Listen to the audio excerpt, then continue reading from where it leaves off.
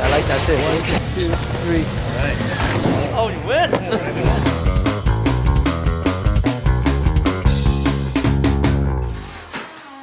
I'm Robert Cosi. I'm the publisher of Canadian Contractor, and I'm here with Will Chen, and he is the Product Marketing Manager. Thank you, Product Marketing Manager for ITW, and we're going to talk about the complaints that contractors have with regards to fasteners. Now, there are four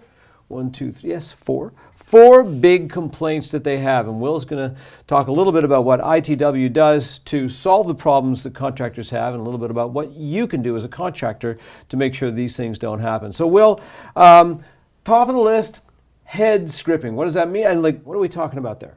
So head stripping is when driver bit and the screw, when let's say it goes in an angle where it goes in too much force before you actually fully intact, it actually kind of strips out the material in the head. So when the driver bit is in there, it doesn't have a surface to grab on. Okay, and so what has ITW done about head stripping? So one of the things we promote a lot in ITW, in fact, it actually started from ITW, is the Torx drive, which for us we call the star drive. Okay, star head. Okay. Right, so it has 6 points of contact. Just like a star, but it has 6 points of contact. Got it. And what we design it to be very deep, so that even if a contractor, let's say they go really fast and they drive at an angle by accident, you're only scratching the surface. Okay. Yeah. So the 6 points of contact, I mean, a slot head screwdriver, forget that. Yeah.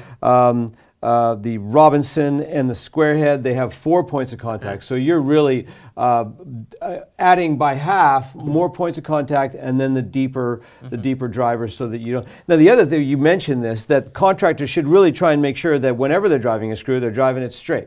Right. Because the angle drive, you can end up stripping the screw, and there's nothing more frustrating than a screw that's sitting in there. You can't pull it in, you can't take it out, you can't do anything with it, and it's not holding the way you want. Rework is always super time-consuming. frustrating. Rework is always time-consuming.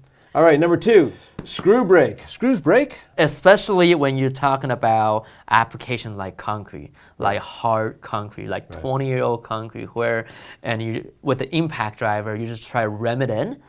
Sometimes the concrete is too hard, and screw can break if the material is not good, and there could be other issues too. Okay, so really, it's the advent of the impact drivers that's been the biggest. Well, maybe and not the the biggest substrate problem. too, and the substrate. And the too. substrate. Okay, Yes, exactly. So the guy's got an impact driver. He loves the power of it. He just cranks it up, drives the screw, and of course it breaks because you're putting too much load on the screw, and depending on the substrate, as you say, a concrete substrate will cause easier breakage.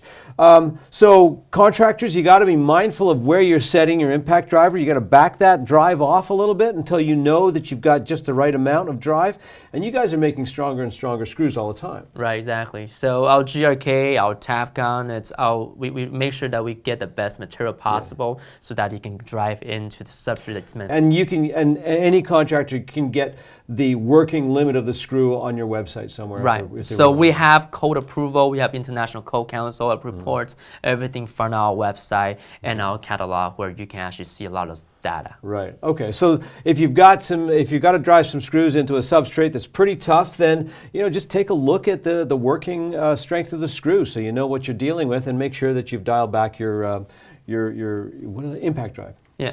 Head snaps, probably similar to screw breaks. Yeah, you know what? That's all part of the similar problem, where when you have, again, using a concrete as an example, when it's a very hard concrete and we just try to drive in the screw as fast as possible, right? Sometimes you add too much force in between the head and the screw, and that actually snaps everything off. Yeah. Okay. Right. Especially for things application like, let's say, windows, like in a concrete building where the concrete is very hard. Right. They usually contractors expect a few screws to snap. One of the things that I know for sure is concrete takes about 30 days to cure. And so when you're getting into concrete, in that 30-day window, the concrete can be a lot softer, and you can misunderstand what's possible in concrete that is not yet cured. But once you get cured concrete, if you're a renovator and you're looking at concrete that's been cured 20 years or whatever, that's much harder concrete than you might be dealing with when you're dealing with a new home or something like that. So keep that in mind, and check the strength of your screw before you use it.